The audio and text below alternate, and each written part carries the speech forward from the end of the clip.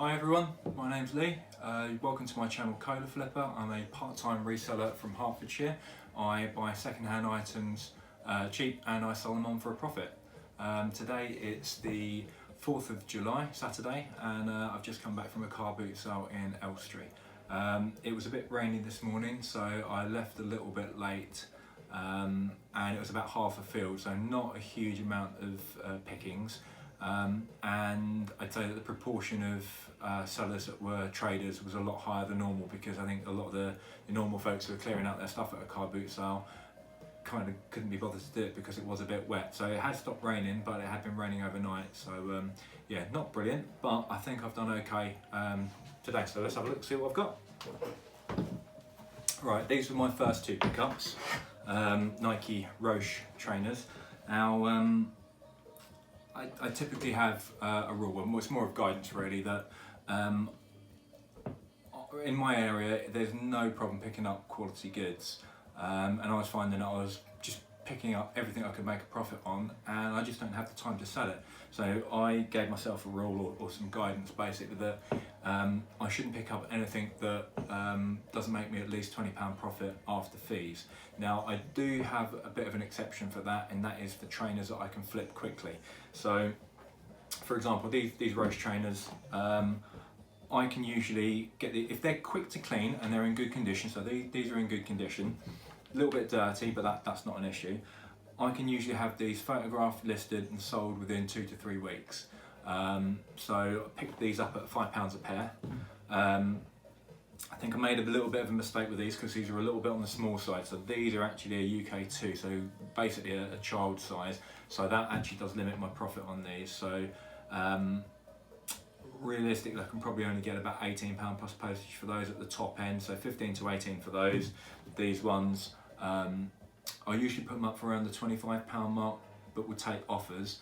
And then once I've got offers in, I'll counter them and make sure that essentially around the sort of £25, £24 mark, including postage overall, is what I'll sell them for. So after all my costs and fees, I'll make over my £10, which is fine. It's not the end of the world, but I usually try to go for closer to £20 if I can. Otherwise you just end up with a house full of rubbish. As a full-timer, I would probably go for lower margins and higher margins, but as a part-timer I just don't have a lot of time. But if I can flip them quickly, I will do. So these were a £5 a pair. You might have made a mistake with these. I picked them up assuming they were the same size. I checked the size in this one, but didn't in these, and I've now realised they're not quite the same. As a result, as a child size, the margins aren't as good. Had I checked that properly, wouldn't have bothered picking them up. Kids' shoes, it's just not worth my time. When you're looking at Nikes, this little label is what you want. This 6-digit code here, that is your model code. So you can be in the middle of the field and you can Google that and it'll tell you exactly what model it is, and then you can go and check your sold prices. Obviously you've got your UK size here, and then that little code at the bottom, after the 6-digit, the 416 here, that is your colourway code. And you've got your manufacturer date there, so you can see how old they are. So in the middle of even in the middle of a field, you can check what they are and see what your sold prices are. Now these ones, relatively good condition because you can see the dimples still on the bottom, and you always give it the flex test to make sure there's no tears in the sole that would split.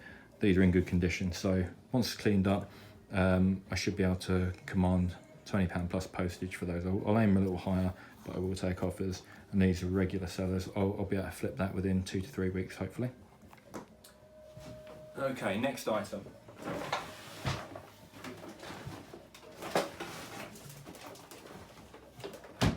A Sony mini hi-fi system. Now this system, it's about 20 odd years old. After university I worked for a little while in Dixon's, and this was one of the models I remember selling at the time. So this is at least 20 odd years old. It's a Sony CMT EX1. Lady wanted 15, but we settled on 10. So I've got both speakers. Nicely, instructions, and a remote. Now I know that the remotes on these can go for at least a tenner on their own anyway, so if it all goes wrong, I'll get my money back on the remote. Yes, I've got both speakers, got the AM aerial, got the FM aerial, actually got decent quality speaker cable as well. And this is a top loading CD player, front is glass. At the time this was over £200, so this is a good system.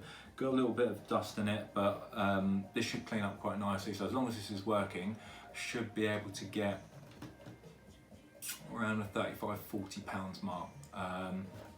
One of the things to always check when you're looking at hi-fis when you're out in the field is if you're able to take the fronts off, make sure your tweeter dome isn't pushed in and that your cone isn't split, or the rubber surrounding the cone isn't split. Obviously you'd still be able to sell that separately, but it's more of a pain. If you've got a complete system that's in good condition, it's going to command more of a higher price. All the corners are in good shape, so yeah, quite happy with this. I could split it, sell it separately. I will investigate that, because for example, if I can get 25 for the system and 20 for the speakers, then that's great. So I'll have a look, see what the different options are.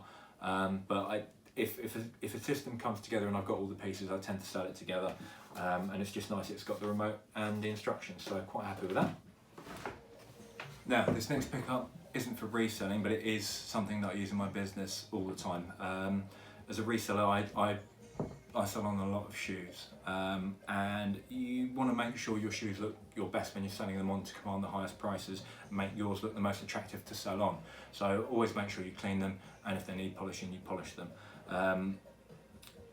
Modern shoe brushes are synthetic and not as good as the older ones. These are older ones, and it means they're made of pure animal bristle, rather than synthetic. So it means that I've got different brushes for cleaning off dry dirt, different brushes for putting on polish, different brushes for taking the polish off, and I'll have different brushes for light brown, tan, dark brown, and black, as well as neutral. So slowly building up my collection of brushes, but it just means that as a pound to buy all three, that's an absolute bargain. Normally in the shops you'd be looking at about £7 for one on its own. So whilst this isn't to make a profit on, this will be really handy for my business. So yeah, really happy with that as a pickup. Now the next three items all came from the same store. Actually it's the same store that I bought this from, this little hi-fi. As I was walking off, I put this in the tap trolley, and I saw a wax jacket, and I thought it was Barber initially, so I walked over to it, and there were other people picking through the pile on the floor. Normally I don't bother looking on the floor, because I just can't be bothered to get into the scrum. I tend to get things off, clothing off racks, because I can get through it quickly, but in the scrum it means that I'm digging through clothes. It's often cheap tack that isn't worth getting, and it means I'm missing something more valuable later down the line. However, I just happened to see a wax jacket in there. Right, that could be Barber, go and have a look. It's not Barber. This is an Australian manufacturer called RM Williams. Now, RM Williams make absolutely fantastic shoes, very high quality shoes. I'll show the label close up so you can actually see it. So RM Williams, the Bush Outfitter. So once I realised that this was the RM Williams, firstly, wax jackets tend to wear and basically wear out around the cuffs. So I looked around the cuffs, the zip was in good condition and working, all the poppers were working and present. What you don't want to do is get something and find out there's a problem with them when you get home. In a charity shop you tend to have a bit more time, but in a field you're kind of in a rush. So very quickly check the cuffs, check the collar, check the hems. Zip was working, no tears around the pockets. So yeah, nice sensible size. This is a medium, so I should be able to get 35 to 45 at least for that. I'm not sure, I might push a little bit higher, we'll see. But £8 out, should be able to get at least 35 for that, so very happy with that. And then I had a little bit of a dig around on the floor, as I thought, well, that was on the floor, there might be some other good bits in there. I've taken a punt on this. This is a trucker's cap, Portland Sea Dogs, never heard of them. normally I would have walked past this, but I've been watching another YouTuber, a guy called Sony, American guy who specialises in caps. So I thought, take a punt. That was 50p, and then there was a Ted Baker messenger bag. It's in good condition, sensible sized bag. I asked how much. That was £1, that's 50p, but I said £1 for the pair and she was fine with that, so quite happy with that. I'm not going to lose money, but I thought I'd experiment at 50p out. Well, actually that ended up being free.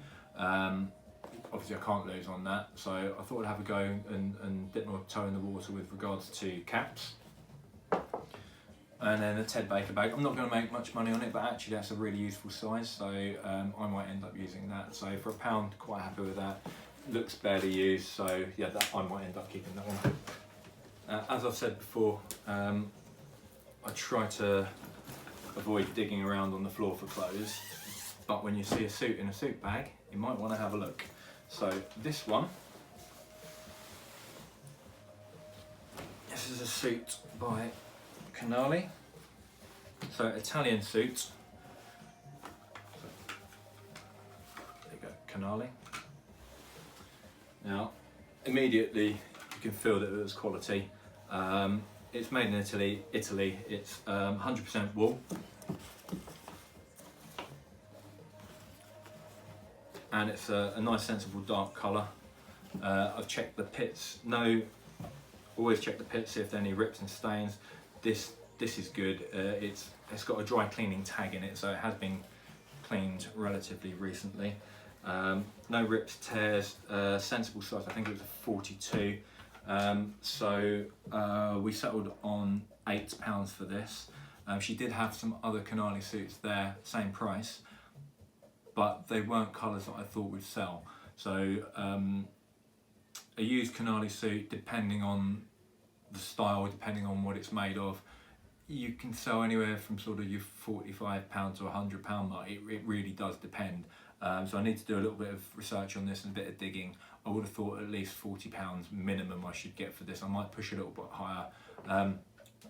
I don't mind hanging around, holding on to a suit for a little while. So once I get it photographed up, even if it sits there for 6 months, 9 months, it doesn't take up an awful lot of room. I'm only £8 out, so I can sit and wait for that money to come back in.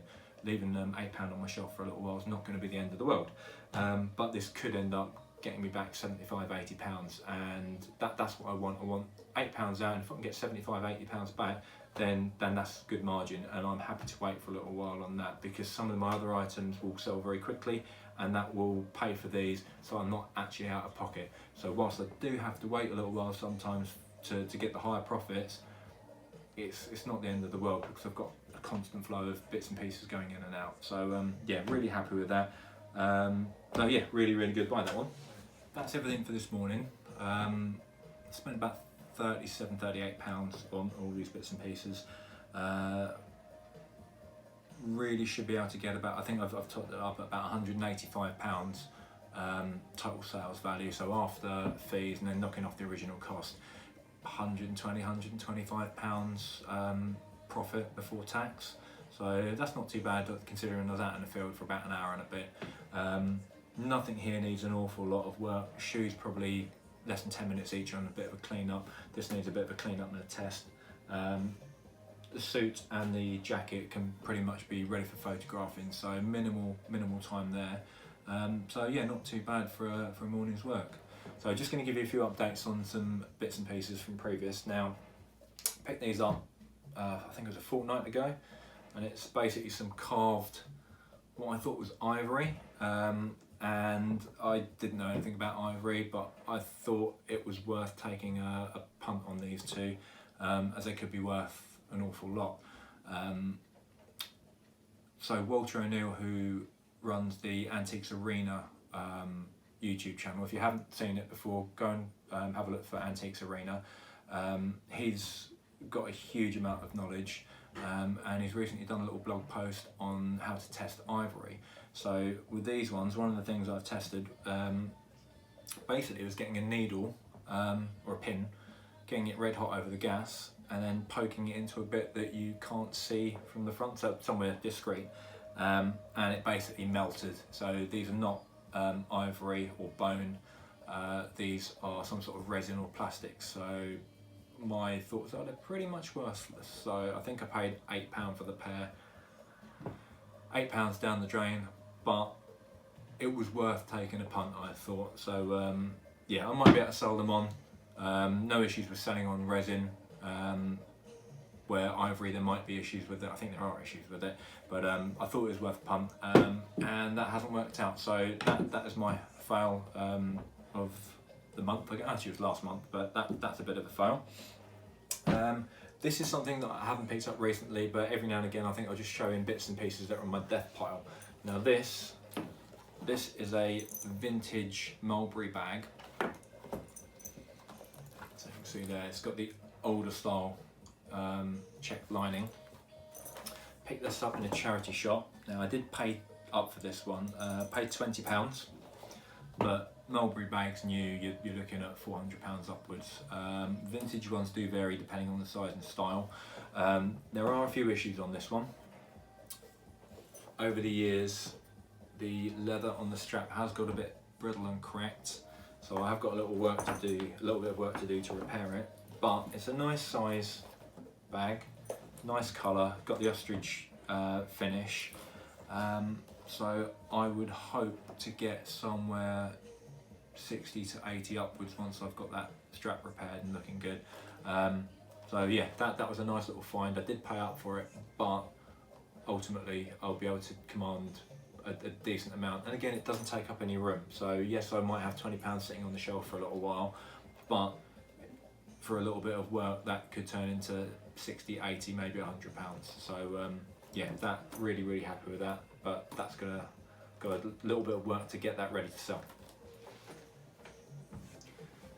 Now, this was an absolute mega pickup. Oops. This wasn't at the car boot sale. Last Saturday, there we go. Last Saturday, car boot sale was rained off, and I thought, right, I need to get some storage for all my bits and pieces that I have been picking up from the car boot sale. So I was on Facebook Marketplace, literally typed in storage, looking for great big storage bins, and the first thing that came up was this. It had been on for less than 15 minutes and it was £20. Now, there is a crack in it, but it was a 20-minute drive away from me. Immediately messaged the seller to say, is it still available? Which it was, and it actually came out of a barber's shop. So shot down there straight away, paid my £20, and basically she had bought this for her barber's shop, but to get everything else to look the same for her shop, I think she said she paid £120 for it some time ago, but then to get the rest of the shop to match this sort of decor was going to cost her too much, so she did the rest of the shop up on basically a cheaper sort of look, and then this was sticking out like a sore thumb, so she wanted to get some money back for it. This had been broken in the meantime, so she put it up for £20. I was the first person to message back and the first person to get it. Now, this is probably worth, again, around that £120 mark, but I really like it, so this one I think is staying with us. It's something a little bit different, really decent size, nice storage inside, and we've got a 1930s house, so this I think will fit in quite nicely. So just be prepared. Sometimes you're going to see something pop up, and if it pops up, don't think, oh, that might be there later. If you see something that's good, and either good value to keep or good value for resale, get onto it straight away. So yeah, probably one of the best £20 I've ever spent. A load of character. All this is painted on the rear, all hand painted. It is a real shame about the crack, but I'm really happy with that. So that's one of my finds of the year. So I think this one's going to be staying with us. So done my way out.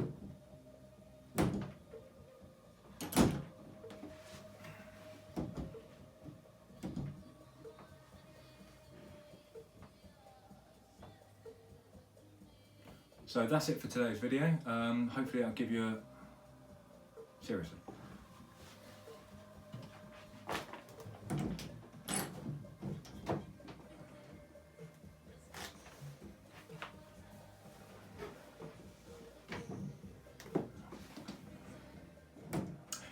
If you're wondering why there's a pineapple there, it's because the door keeps swinging open as I'm trying to talk and I can't be bothered to move this quite yet.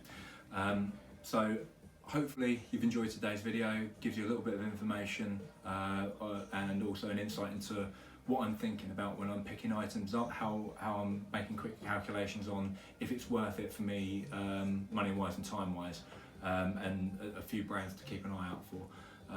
Please can you consider giving this video a thumbs up, and please, if you haven't already, please subscribe. I'm going to try and do a video every time I do a car boot sale, and hopefully bring you more interesting and random bits that I see when I'm out in the wild. So thanks very much, I'm Cola Flipper, and I'll see you next time.